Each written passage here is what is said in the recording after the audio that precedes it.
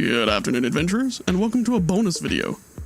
Remember the Spearmaster campaign, where I had my alter ego Fearmaster with a King Vulture mask and I was creeping out all the lizards and everything, and I actually turned that off for balance reasons.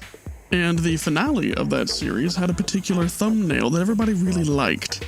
And I got several questions on how exactly it was made to look like how it was.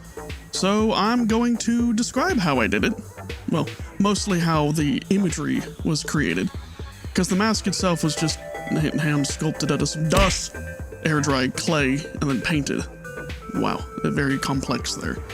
But the image itself was a little bit more complex because it was taken on film with a Mamiya C3 twin lens reflex medium format camera from the early to mid 60s, I guess.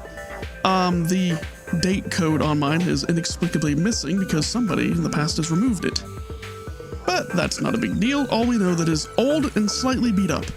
And to get the lovely field of view, I used a Mamiya Secor 55mm f4.5. Yes, that is slow, wide open, which makes it very sharp. But on medium format, that's still a relatively shallow depth of field, so I get some nice bokeh.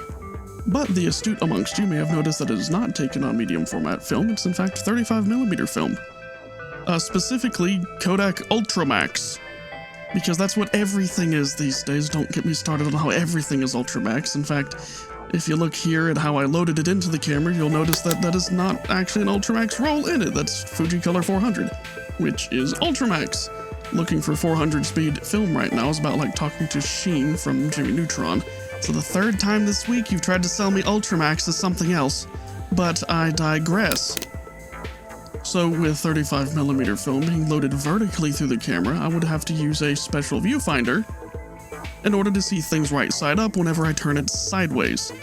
Yes, I had to take that picture gangster style with this big ugly camera, which already has questionable ergonomics to begin with, and holding it sideways makes things awkward. But awkward handling aside, it did give us these lovely images, which I've taken the liberty of rescanning properly this time, and using a different negative reverser to give me better colors and things, because the original image was scanned questionably and reversed questionably, which kind of crushed the colors and everything, but it looks good for the thumbnail, doesn't it? So yeah, that's how I did it, and that's how it came out, and that's how it looks so vintage, is using vintage gear.